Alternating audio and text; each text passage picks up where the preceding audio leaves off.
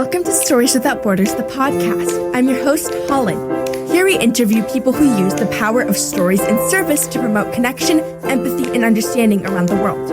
You can learn more online at storieswithoutborders.org or follow us on Instagram and YouTube at stories_without-borders. Thanks for listening. Here's today's episode. Thanks so much for tuning into the first season of the Stories Without Borders podcast. We'll be back soon with more conversations and cool guests. For now, we want to leave you with some words of wisdom from all of our season 1 guests called Advice to Your Younger Self. We hope you all enjoy.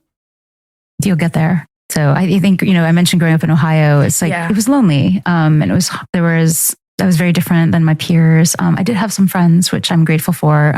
There were some really low moments there. And I think I would go back to that child and feel like, it's going to actually be okay. That was Abigail Hing Wen, best-selling author of the Love Boat Taipei series and The Veil. Next, we have Abdi Nazemian, award-winning author of Like a Love Story and Exquisite Things. Honestly, I think the advice would be not to care so much what other people think.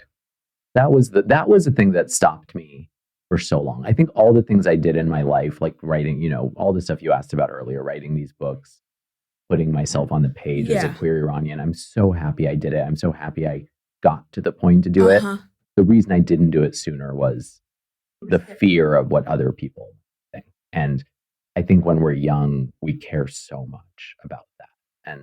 But I will say, for any young listener, and hopefully there'll be lots of young listeners, I also very much believe adults can't tell you not to make your own mistakes. You have to make your own mistakes, Like, it's all part of the journey. And so, yes, you can always look back and say, oh, I wish I'd done X or not cared about Y. But part of being young is learning by messing up. And I think that that's so important to remember. Never strive for perfection. That's not the goal ever. The goal is growth. Here's Alda P. Dobbs, award-winning author of Barefoot Dreams of Petra Luna and The Giving Flower. I would say hang in there. Be hang in there, but I would say, just have faith, keep doing what you're doing, work hard, and, things will happen. Just hang in there, because a lot of times when I was a kid, growing up poor, I always felt like, what's going to be in life? What do I have to do? I felt like I was never doing enough, never working hard enough, never.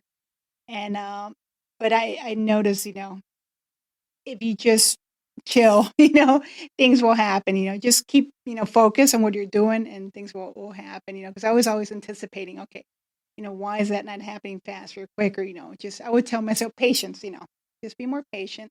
When I was younger, I was so shy, and I wish I would have been more open to seek mentors, and I didn't start doing that until I was in high school. But yeah, that's something that I wish I would have known younger. From Estefania Rebellon, award-winning advocate and founder of Yes We Can World Foundation. The advice I would give to my younger self is to be patient. I feel that I'm a very fast-going person, and I want things to be happening really fast because in my head they've already happened. But I think learning to be patient would be a big one for me. Next, we have Cindy Pon, critically acclaimed author of Silver Phoenix and Want. I think keep going. Yeah, that's it. Like, enjoy the journey, keep going. And that's what I've always been trying to do. From Nydia Armendia Sanchez, award-winning author of Not Far From Here and Frida Kahlo's Flower Crown. To not listen when someone discourages you from something. That's a good one. Just kind of follow through. And if someone does, talk to someone about it.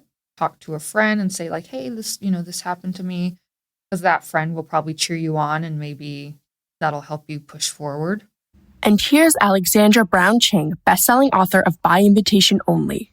I would say mostly just kind of don't be afraid to put yourself out there, which goes back to my experience kind of querying agents for this book.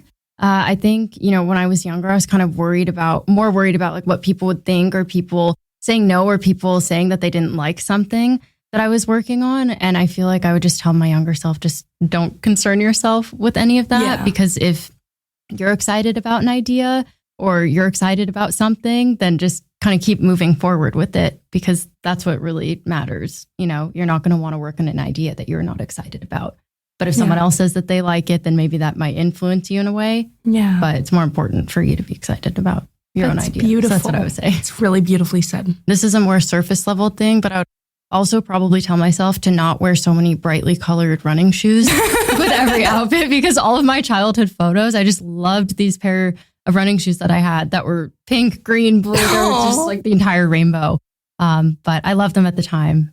And no one ever said anything to me. So I was really happy. I felt really good when I was wearing them, but I'd probably tell myself not to do that now.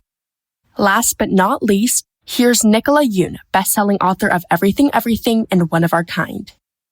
Well, I guess, you know, you're going to find, like, I was always looking for, like, love, I think. Not like, I mean, I had a lot of love, but I was always looking for that thing where I would just feel like these are my people. And, like, I am...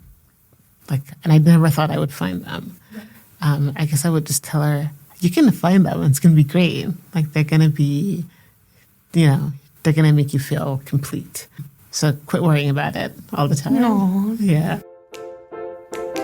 Thanks for listening to Stories Without Borders, the podcast. Please rate and review the show on your favorite podcast platform. You can learn more online at storieswithoutborders.org or follow us on Instagram at stories_withoutborders. And if you like watching your podcasts, subscribe to our YouTube channel at stories_withoutborders. Stories Without Borders, the podcast is written, hosted, and produced by me, Holland Alpert. I also wrote and performed the theme music. Danuta Amato is our sound engineer, audio editor, and videographer. Kennedy Hibbert is our video editor. Thanks to Liberty Yanaga and Langston Williams for production support. See you all next time!